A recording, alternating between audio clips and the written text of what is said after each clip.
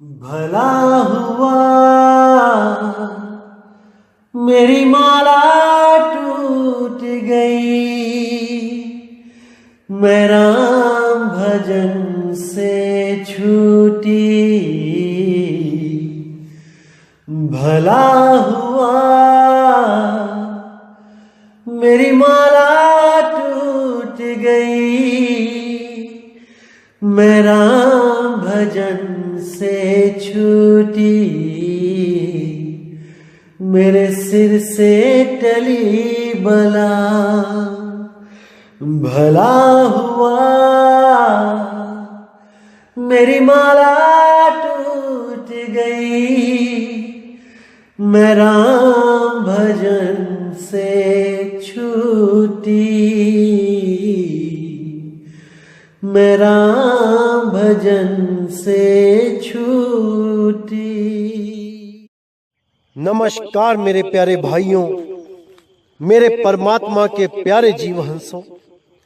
मैं बंदी छोड़ से यही अरदास करूंगा कि आप सब मेरे भाइयों का विवेक पहले से ज्यादा और ज्यादा से ज्यादा बढ़ता ही जाए, और ऐसी कोई चीज ना रहे जो आप लोगों को 1% भी भ्रमित कर पाए। ऐसी कोई चीज ना रहे। हालांकि मुझे पूरा विश्वास है कि आप सब अब इतने जागृत हो चुके हैं कि कोई भी अधूरा गुरु या उस गुरु का अधूरा शिष्य आपको भ्रमित नहीं कर सकता। कितना ही कोई जोर क्यों ना लगा ले, लेकिन अब आप मुद्दा जान चुके हैं। अब आपको समझ में आ चुका है कि हमसे गलती कहां हो रही है। इस बावन के जाल को अच्छी तरह पहचान चुके हैं, ये मुझे पूरा यकीन है। और इस बावन के जाल में अगर दोबारा से कोई घसीटना चाहे तो मुझे पूरा यकीन है मेरे भाइयों कि अब आप मूर्ख नहीं बन पाओगे। अब आप बावन के जाल में नहीं उलझ पाओगे। अब आप किसी के भी द्वारा नहीं छले जाओगे। अब ये मुझे पूरा यकीन हो चुका है। लेकिन फिर भी मैं चाहूंगा कि आप आगे से आगे हर सत्संग में से सार को निकालना सीख लो। हर चीज जो बताई जा रही है उसमें से सत्य का निबेड़ा करना सीख लो, ताकि आने वाले हजारों सालों तक कोई भी काल का दूत आपको और आपके आने वाली जनरेशन को भ्रमित ना कर पाए। ये जितने भी काल के दूत, ये जितने भी अधूरे गुरु बैठे हैं, ये सब आप लोगों का शोषण करते हैं, और आप अज्ञान में डूबे होने के कारण इनकी चाल को समझ नहीं पाते और इनके बनाए हुए 52 अक्षरों के जाल में उलझ जाते हैं। इसी 52 को तोड़ना है भाई, इसी 52 के जाल को तोड़ना है। अगर आपने ये 52 का जाल तोड़ दिया तो मेरे भाई एक भी ऐसा काल का दूत नहीं है जो आपको दोबारा इस जन्म मरण में लेके आ जाए। मेरा विश्वास करो मेरे भाइयों, मैं सही बता रहा हूं। अगर आपने 52 के जाल को अच्छी तरह समझ लिया तो कोई आपको भ्रमित नहीं कर पाएगा, कोई नहीं कर पाएगा, क्योंकि ये सारे के सारे केवल 52 अक्षरों के जाल के द्वारा ही भ्रमित कर पाते हैं कि वो गुरु ये मंत्र दे रहा है, वो गुरु ये मंत्र दे रहा है। ये गलत है, आओ हमारे पास, हम सही मंत्र देंगे। यही भरम जाल है मेरे भाई, यही भरम जाल है। इस भरम जाल से बाहर निकल जाओ, तभी कल्याण होगा।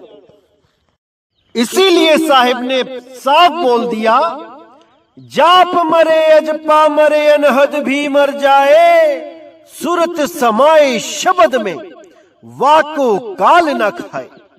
बिल्कुल क्लियर कर दिया कि जाप, अजपा जाप और अनहद नाद, इन तीनों को काल खा जाएगा, क्योंकि ये तीनों शरीर के होते हुए ही साथ रहते हैं। शरीर नहीं होता तो नहीं होते हैं। जाप, अजपा जाप और अनहद नाद, ये तीनों ही नकली शब्द हैं, नकली धुनें हैं। लेकिन असली धुन क्या है? सुरत समाए शब्द में। किस शब्द में? उस सार शब्द में। जब ये सुरत समाएगी तब उसको अनुभव होगा कि मैं करने क्या आई थी इस दुनिया में, और ये अधूरे गुरुओं ने मुझे किस चक्कर में डाल दिया था। कोई मुझे मंत्र देने लगा, राम राम राम, अल्लाह अल्लाह अल्लाह, वाहेगुरु वाहेगुरु वाहेगुरु, कबीर कबीर कबीर, ज्योत निरंजन ओंकार निरंकार सोहम सतनाम। किसी ने मुझे सतपुरुष अकाल मूर्त शब्द स्वरूपी राम में उलझा के रख दिया। अरे ये सब नाम, ये सब अक्षर मंत्र है, मंत्र, जिसके लिए साहिब ने बोला तंत्र मंत्र सब झूठ है, इनमें ना उलझे कोई, सार नाम जाने बिना कागा हंस न होए। तो कुछ ने मुझे श्वासों में उलझा दिया। श्वास लिया तो सो, छोड़ा तो हंग, श्वास छोड़ा तो ओम, लिया तो सोहम, श्वास छोड़ा तो ओ, लिया तो शो, श्वास छोड़ा तो ओम, लिया तो सोहम सत्य कबीर, श्वास छोड़ा तो मैं, लिया तो तू, श्वास लिया तो को, छोड़ा तो हंग, श्वास लिया तो ओ, छोड़ा तो हंग। इसी काल जाल में सबको उलझा के रख दिया इन अधूरे गुरुओं ने। कैसे निबेड़ा होगा? कुछ ने अनहद नाद को ही प्रेफरेंस दे डाली। कान बंद करो, अंदर धुनें सुनाई देंगी, शंख सुनाई देगा, बादलों की गर्जना सुनाई देगी, बीड़ा सुनाई देगी, बांसुरी सुनाई देगी, मृदंग सुनाई देगा, सारंगी सुनाई देगी। इसी में उलझा के रख दिया, लेकिन कोई भी सत्य को जान नहीं पाया। इसीलिए परमपिता परमात्मा बंदी छोड़ को एक मनुष्य का रूप धारण करके इस दुनिया में आना पड़ा, और उन्होंने आके ये सत्य ज्ञान प्रकट किया जो आज मैं उन्हीं की दया से आपको समझा रहा हूं। ये वही सत्य ज्ञान है जिसके लिए कबीर साहिब ने धर्मदास जी को साफ बोल दिया था, धर्मदास तुझे लाख दुहाई, ये मूल ज्ञान बाहर ना जाई, मूल ज्ञान बाहर जो परही, बिचली पीड़ी हंस न तरही, मूल ज्ञान तब लग छुपाई, जब लग द्वादश पंथ ना मिट जाई। आज आपने देखा कि जब से हमने सार शब्द का डंका बजाया है, तब से कितने ही लोग हमारे खिलाफ आ गए हैं, और कुछ तो ऐसे चतुर हैं जो हमारी ही कॉपी करके अपने आप को मूल शब्द का भेदी समझने लगे हैं और दुनिया को भ्रमित करने लगे हैं। आप केवल उनसे एक सवाल पूछ लो, वहीं पे धराशाही हो जाएंगे। केवल ये पूछ लो कि 12वां पंथ खत्म किस तारीख को हुआ था, बस एक सवाल पूछ लो और वहीं पे वो लोग आपसे मुंह छुपाते फिरेंगे। इन अधूरे गुरुओं को, इन काल के दूतों को जवाब नहीं आएगा, क्योंकि ये लोग केवल कॉपी कर सकते हैं, नकल मार सकते हैं, असल इनके पास कुछ नहीं है अपना।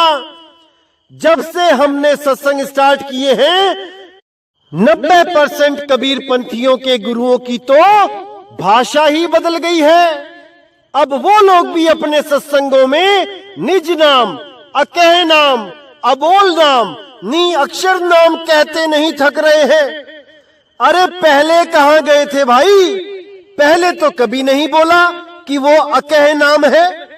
पहले तो ओम सोहम रटवाते रहे, और यहां तक कि जो ओम सोहम रटवा रहे थे वो भी अब ये कहने लग गए हैं कि वो नाम तो नियक्षर नाम है, अबोल नाम है।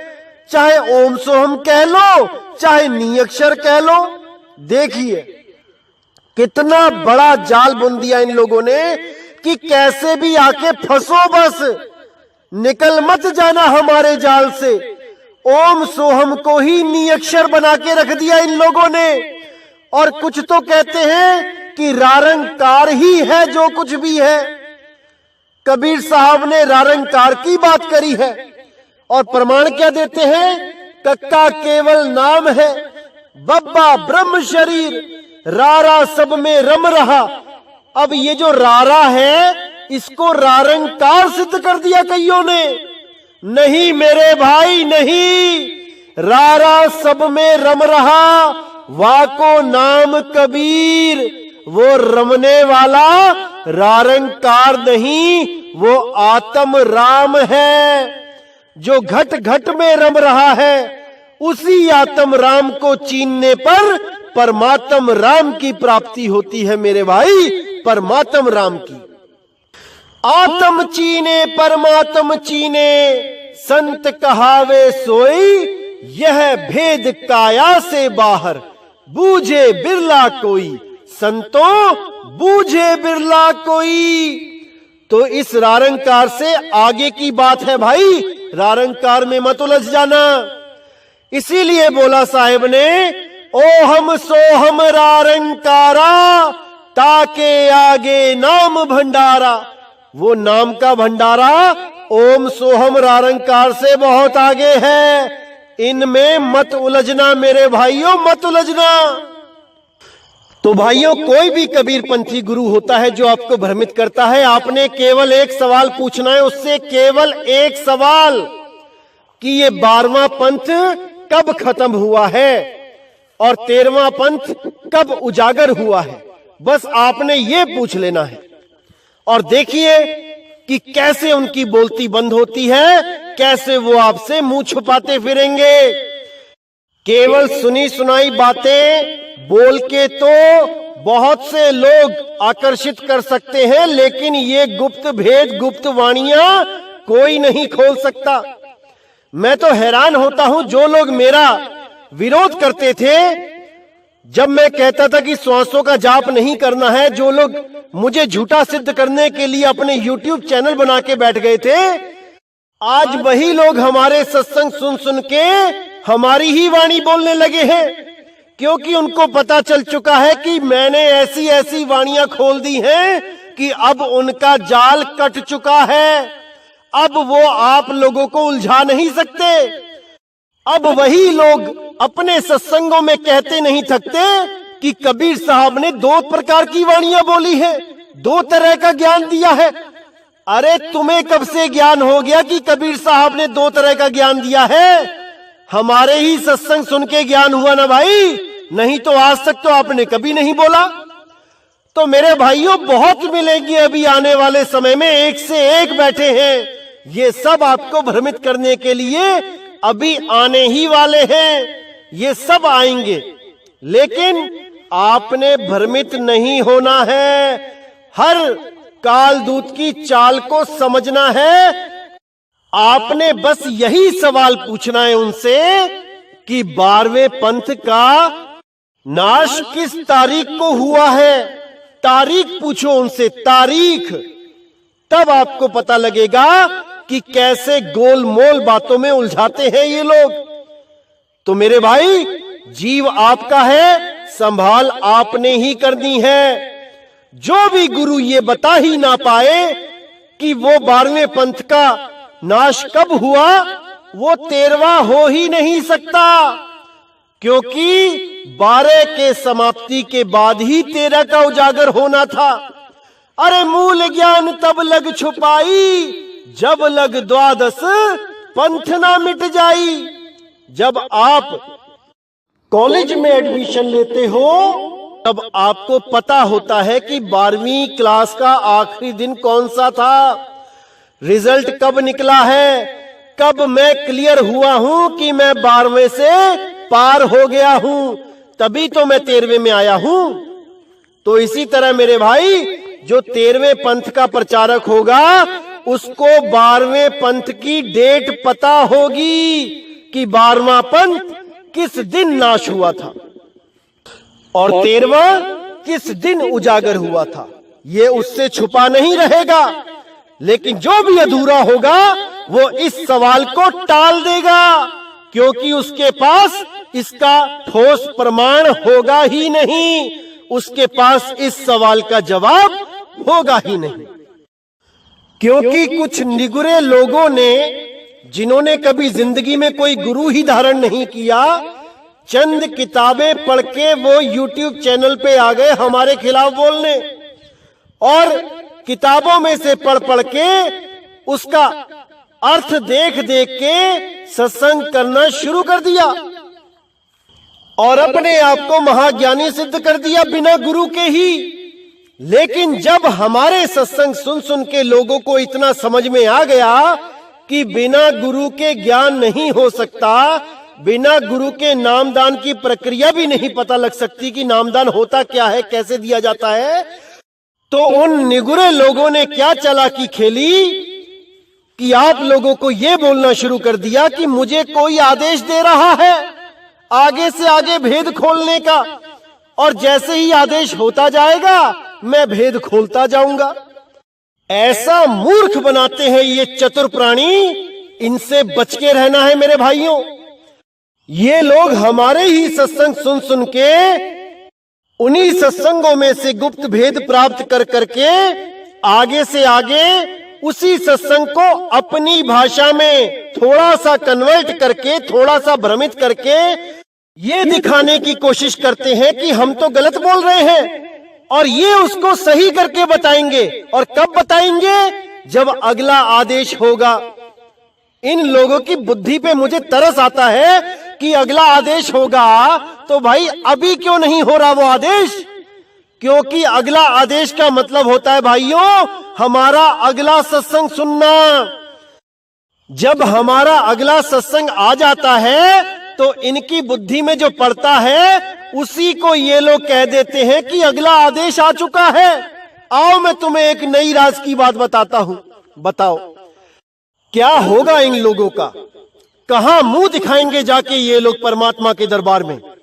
भाई लोगों को बेवकूफ बनाना आसान है, लेकिन परमात्मा को बेवकूफ नहीं बना सकते। समझ जा मेरे भाई, समझ जा। फिर मत बोलना कि मुझे क्या हिसाब किताब देना पड़ रहा है। उसकी लाठी में आवाज नहीं होती, लेकिन बड़े बड़े साम्राज्य गिर जाते हैं। तुम्हारे सामने प्रमाण भी है क्या क्या हुआ है इन अधूरे गुरुओं के साथ, इन नकली गुरुओं के साथ। इसलिए मेरे भाई लोगों को भ्रमित करना बंद कर दो और तुम भी मूल ज्ञान को समझ के अपनी जीव का कल्याण करो, नहीं तो यहीं धक्के खाते रह जाओगे अगले आदेश के चक्कर में। तो मेरे भाई ऐसे लोगों से सावधान रहना है, और मैंने बता दिया है कि इनका मुंह कैसे बंद किया जाता है। केवल एक सवाल पूछ के कि 12वें पंथ का नाश किस तारीख को हुआ था, बस ये पूछ लो। और 13वें पंथ का उजागर किस तारीख को होना था, बस ये पूछ लो। वहीं पर ये लोग आपसे मुंह छुपाते फिरेंगे, दोबारा आपको कभी सुना सुनाया ज्ञान बांटने की कोशिश नहीं करेंगे। 1 मिनट में सुधारा जा सकता है इन लोगों को, अगर आप लोग इस सवाल को इनके सामने रख दे तो। और मेरे भाइयों आपको मैं बताना चाहूंगा कि बहुत खुशी होती है मुझे जब भी कोई मेरा भाई मुझे यह बताने के लिए फोन करता है कि उसके सारे भ्रम खत्म हो चुके हैं, इन काल के दूतों का सारा जाल कट चुका है। तब मुझे बहुत खुशी होती है भाइयों, बहुत खुशी होती है। मुझे लगता है कि मेरा सत्संग करना अब सफल हो गया है, सफल हो गया है। क्योंकि मैं कभी नहीं चाहता कि केवल ज्ञान के अभाव में आप किसी भी अधूरे गुरु के द्वारा, किसी भी अज्ञानी गुरु के द्वारा भ्रमित कर दिए जाओ और उन अधूरे गुरुओं के चक्कर में आप अपना अनमोल जीवन बर्बाद कर बैठो। मैं कभी नहीं चाहता मेरे भाई, कभी नहीं चाहता। मैं हमेशा यही चाहता हूं कि आप सब मेरे भाई अपना ये इंसानी जन्म, अपना ये इंसानी चोला परमात्मा के नाम लगाओ, शब्द गुरु के नाम लगाओ और सदा सदा के लिए इस जन्म और मरण के बंधन से मुक्त हो जाओ। यहां कोई भी वापस ना आए, कभी भी ना आए। इस काल के लोक में नहीं रहना, रहना नहीं, देश बेगाना है। ये धरती कागज की पुड़िया, बूंद पड़े घुल जाना है। रहना नहीं, देश बेगाना है। तो मेरे भाई अच्छी तरह समझ लो कि कौन आपका भला चाहता है और कौन आपके जीवन के साथ खिलवाड़ करने में लगा है। इसको भली भांति पहचान जाओ, तभी मेरे भाई आपका कल्याण होगा, अन्यथा कदापि नहीं, कदापि नहीं हो पाएगा। तो मेरे भाइयों, आज मैं आपको कुछ जो मेरे भगत भाई हैं, जिन्होंने गुरुजी से नामदान लिया, जिन्होंने जनवरी में लिया, मार्च में लिया, उन लोगों के साथ जो मेरी बातें हुई हैं, जिन जिनको वो परम अनुभव हुआ है, मैं वो आपको बताना चाहूंगा। क्योंकि ये मार्ग सहज का मार्ग है, ये जल्दबाजी का मार्ग नहीं है। इसमें सहजता सबसे जरूरी है। अगर आपने सहज होके भक्ति करना शुरू कर दिया तो मेरे भाई मैं सही बता रहा हूं कि बहुत ही जल्दी आप उस अवस्था का अनुभव कर सकते हो। लेकिन अगर आपने जरा भी असहजता दिखाई तो मेरे भाई यही बहुत बहुत बहुत देर बाद होगा। क्योंकि ये रास्ता सहज का है, शांति का है। जो विधि गुरुजी ने आपको बताई है, आपने उसको बड़ी सहजता से करना है। यानी ये भी नहीं सोचना है कि मैं कुछ प्राप्त करने के लिए बैठा हूं, बिल्कुल नहीं। अगर ये भी सोच के बैठोगे तो ये भी एक आस है। इस आस में भी नहीं रहना है कि मैंने कुछ प्राप्त करना है। आपने केवल ये भाव लेके बैठना है कि मुझे गुरुजी ने ये विधि करने को दी है और आराम से सहज होके आपने बस वही करना है जो गुरु ने बोल दिया। क्या मिलेगा, कैसे मिलेगा, ये देने वाला जानता है, आप छीन नहीं सकते उसको। इसलिए आपने केवल सहजता से उस अवस्था को प्राप्त करना है जो अवस्था हम लोग आपको दिलवाना चाहते हैं। हालांकि इस मार्ग में कोई गारंटी नहीं होती है कि मैं आपको 1 महीने में, 2 महीने में, 5 महीने में, 1 साल में, 2 साल में परमात्मा के दर्शन करवा दूंगा, ये कर दूंगा, वो कर दूंगा। ऐसा कुछ नहीं होता। और जो भी अगर आपको ऐसा कोई कहता है तो समझ जाना वो आपको केवल आकर्षित करना चाहता है। मेरे भाई, ऐसा कोई नहीं पैदा हुआ आज तक जो लिखित में प्रमाण दे दे, लिखित में साइन करके दे दे कि इतने समय के अंदर तुम्हें परमात्मा के दर्शन करवा दूंगा, अन्यथा मेरी सारी प्रॉपर्टी, मेरे सारे पैसे तुम्हारे। ऐसा कोई नहीं लिख के देने वाला, क्योंकि सबको पता है कि वो केवल मूर्ख बना सकते हैं, किसी को परमात्मा दिखा नहीं सकते, परमात्मा से मिला नहीं सकते। अगर ये जल्दबाजी वाला कोई भी खेल खेलता है आपके साथ, तो आप उससे स्टाम्प पेपर पे साइन ले लो कि मुझे इतने समय में परमात्मा ना मिला तो तेरी सारी जायदाद, सारी जमीन, सारा पैसा मेरा होगा। अकाउंट में भी जितने पैसे पड़े हैं वो भी निकलवा लेना। अगर ऐसा कोई आपको भ्रमित करने के लिए बात बोलता है तो, क्योंकि भाई ये रास्ता है सहज का। कबीर साहब कहते हैं, राम नाम रटते रहो जब लग घट में प्राण, कबहू दीन दयाल के भनक पड़ेगी कान। वो तो कहते हैं सारी उम्र लगे रहना, राम राम करते रहना। मतलब जो गुरु ने विधि बताई है उसको पूरे विश्वास के साथ, बिना किसी संदेह के करते रहना, उस तरीके को करते रहना जो बताया गया है। उसी से परमात्मा मिलेगा भाई, उसी से शब्द गुरु मिलेगा, जिस शब्द गुरु का आपको लखाव कराया गया है। अगर कोई जल्दबाजी का चक्कर डालता है तो जैसा मैंने बताया है ये फार्मूला आजमा लेना।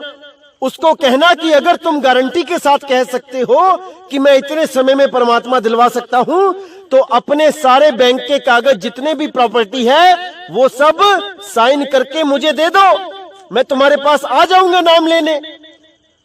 क्योंकि मेरे भाइयों ये लोग केवल आपका शोषण करना जानते हैं, आपसे कुछ लेना जानते हैं, देना नहीं जानते। देने के नाम पे तो इनको सांप सूंघ जाता है। और अगर आपका ये सवाल सुन के वो बोले कि नहीं ऐसा नहीं हो सकता, तो इसका मतलब उसको विश्वास ही नहीं है अपने परमात्मा पे कि वो इनको दर्शन देगा भी कि नहीं।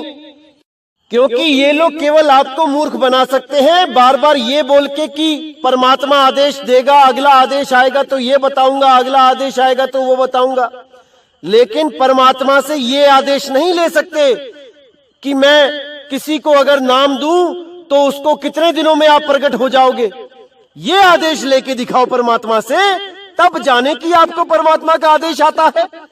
ऐसा मूर्ख बनाते हैं ये लोग कि क्या बताऊं मैं। लेकिन मेरे भाइयों, आपने अब मूर्ख नहीं बनना है, बहुत बन लिए। अब नहीं बहुत बन लिए। ऐसे ऐसे लोगों ने आपके साथ जो किया है, आज तक शोषण ही किया है, केवल आप लोग को परमात्मा के नाम पे मूर्ख बना के। लेकिन अब नहीं बनना है मेरे भाई, अब नहीं बनना है। कोई भी आपके साथ अगर ऐसी चालाकी करने की कोशिश करता है कि आओ मैं परमात्मा बता देता हूं, दिखा देता हूं, मिला देता हूं बहुत जल्दी, बहुत कम समय में, तो मुझे फोन करो, मैं बताता हूं कि इनसे क्या बात करनी है। ये लोग 2 मिनट भी नहीं खड़े हो पाएंगे आपके सामने, जो युगों युगों से शोषण करते आए हैं आप लोगों का। केवल आप लोग के भोले होने के कारण, आप लोग भोले भाले होते हो, किसी के भी पीछे लग जाते हो। बस यही कारण है कि हमारे देश में ऐसे बहुत से गुरु पनप जाते हैं जो बड़े से बड़ा साम्राज्य खड़ा करके बैठ जाते हैं, और आने वाले समय में सरकारों तक से नहीं डरते। उनके आगे भी केवल आपको ही खड़ा करते हैं, अपने रिश्तेदारों को नहीं।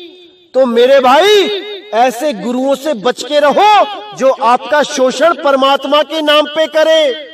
बच के रहो मेरे भाई, बच के रहो।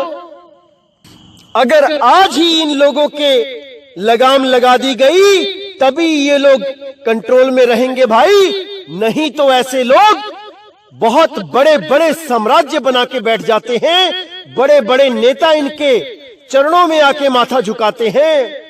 ऐसे लोगों से दूरी बना के रखो, ताकि ये लोग परमात्मा के नाम पे आप लोग को मूर्ख बना के अपना उल्लू सीधा ना कर लें। क्योंकि इन लोग की बड़ी बड़ी ख्वाहिशें होती हैं जो ये आम इंसान होके तो पूरी नहीं कर सकते। तो ये परमात्मा के नाम का ओला लेके, आड़ लेके, आप जैसे भोले भाले जीवों को उलझा के एक बहुत बड़ी संख्या में लोगों को इकट्ठा करके अपने आप को पावरफुल घोषित कर देते हैं, और बड़े से बड़ा काम, बड़े से बड़ी ख्वाहिश बड़ी सहजता से पूरी कर लेते हैं। अपनी ख्वाहिश के चलते आप लोग चाहे अगले जन्म में गधा बनो या सुअर, इनसे कोई मतलब नहीं होता इन लोगों का। ये केवल और केवल अपना सोचते हैं भाई, आपका नहीं। ये केवल अपना स्वार्थ सिद्ध करने में लगे होते हैं, आपसे इनको कोई मतलब नहीं होता है। आपको केवल और केवल मैन पावर के रूप में दिखाया जाता है, इससे ज्यादा कुछ नहीं मेरे भाई, कुछ नहीं। इसीलिए मैं बोलता हूं कि इस डेरावाद से बाहर आओ, ये जो गली गली में डेरे बने हैं, ये जो शहर शहर में डेरे बन जाते हैं, यही डेरों की आड़ में बहुत से गलत काम होते हैं। इसीलिए मैं डेरावाद के बिल्कुल खिलाफ हूं। केवल संत का एक आश्रम होना चाहिए जहां पे संत रहता है, जहां पे वो खेती बाड़ी करता है या कोई काम धंधा करता है। इसके अलावा अगर आप कहो कि बड़े बड़े आश्रम खरीद ले, बड़े बड़े सत्संग घर, बड़े बड़ी जमीनें खरीद ले, 100-100 200 किला खरीद ले, तो मेरे भाई मैं इसके बिल्कुल खिलाफ हूं। मैं पहले भी बोल चुका हूं कि संत का आश्रम शिष्य का दिल होना चाहिए, शिष्य का हृदय होना चाहिए। उस दिल रूपी आश्रम में गुरु का वास होना चाहिए, ना कि हर गांव में बड़े बड़े आश्रम खरीद के बैठ जाओ। लोगों की मेहनत का पैसा, खून पसीने की कमाई जमीनों में गाड़ के बैठ जाओ। ऐसा बिल्कुल मत करो मेरे भाई, बिल्कुल मत करो। बड़े बड़े संत आए, बड़े बड़े महात्मा आए, किसी ने ये काम नहीं किया। कबीर साहब ने, रविदास जी महाराज ने, पलटू जी ने, भीखा जी ने, दादू जी ने, किसी ने भी बड़े बड़े आश्रम नहीं बनाए। केवल अपनी छोटी सी झोपड़ी में रहते रहे और अपना जो भी काम परमात्मा ने दिया उसको करते हुए उसका गुणगान गाते रहे। इतना करने में क्या कमी है, मुझे इतना बता दे कोई। क्या अगर किसी संत के पास केवल एक झोपड़ी है, दिखावे के लिए माया नहीं है, बड़े बड़ी गाड़ियां नहीं है, बड़े बड़े आश्रम नहीं है, तो क्या वो परमात्मा का भगत नहीं है? क्या उसके पास सच्चा नाम नहीं है? क्या वो किसी को मुक्त नहीं कर सकता? या जो लोग बड़े बड़े आश्रमों के मालिक हैं, करोड़ों करोड़ों रुपए की गाड़ियां हैं, आने जाने के लिए अपने प्राइवेट प्लेन है, तो केवल यही मुक्ति दे सकते हैं, इन्हीं के पास परमात्मा का नाम है? अरे नहीं मेरे भाई, नहीं। अगर एक बरगद के पेड़ के नीचे भी कोई साधु संत बैठा है, उसके पास भी परमात्मा का सच्चा नाम हो सकता है। भले उसको खाने के लिए अगले टाइम की रोटी ना हो, वो भी आपको मुक्ति दे सकता है, वो भी आपको मुक्त कर सकता है। लेकिन हमारे दिमाग में ऐसा फितूर बैठ चुका है इस माया के बोलबाले के कारण कि हमारे गुरु के पास तो इतने बड़े बड़े आश्रम हैं, इतनी बड़ी बड़ी गाड़ियां हैं, इतने बड़े बड़े लंगर हॉल हैं, 24 घंटे लंगर चलता है, इतनी माया है। अरे मेरे भाई, ये सब माया के गुलाम है, माया के गुलाम। परमात्मा के प्रेमी हंसों को इससे कोई फर्क नहीं पड़ता कि संत के पास क्या है और क्या नहीं। बस वो संत अपनी मेहनत की कमाई खाता हो और परमात्मा के गुणगान गाता हो, इतना बहुत है। It is more than enough. इसके अलावा अगर आप कुछ ढूंढ रहे हो संत में, तो वो माया है मेरे भाई, माया है। जो भी संतों के लक्षण होते हैं मैं आपको वो पहले बता चुका हूं, उसको अच्छी तरह समझ लो और अपनी आत्मा का कल्याण करो। तो इसी के साथ मैं सत्संग यही समाप्त करता हूं और उन भाइयों के साथ जो बात हुई है अब वो आप सुन सकते हैं। जय गुरु बंदी छोड़ वैराग साहिब, जय गुरु बंदी छोड़ साधु शरण साहिब, जय गुरु बंदी छोड़ बाबा मदन साहिब, बाबा नानक साहिब, बाबा अंगद देव साहिब। मेरे सभी संतों की जय हो।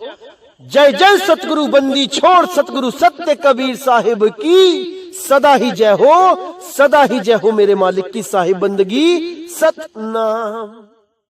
अभी गुरुजी आपके जो दोबारा वीडियो सुनता हूँ ना, हाँ, तो मरम समझ में आ रहा है। शुरू में समझ में आके भी समझ में नहीं आया था, मतलब बहुत सारी बातें समझ गया, लेकिन अब जो सुन रहा हूँ हाँ जी 100% उसका समझ में आ रहा है। बिल्कुल आएगा, क्योंकि पहले भेद नहीं था ना।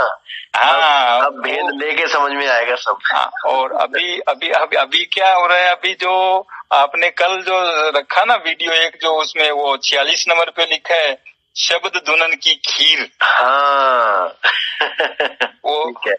और जो सुनता हूँ तो क्योंकि वो प्रैक्टिकल घटित हो रहा है मेरे साथ अभी। बहुत बढ़िया, बहुत बढ़िया। हाँ, अभी जैसे अकेला भी खड़ा हो जाता हूँ ना, रूम के अंदर पंखा नहीं चल रहा है, तो फिर वो धुन ऐसे बाहर ऐसे ओपन में सुनाई देती है। वेरी गुड, वेरी गुड, बहुत बढ़िया। हाँ, और एक जो 55 नंबर का वीडियो है ना, उसमें तो आपने पूरा भेद वैसे ला के आखिर में खोल दिया।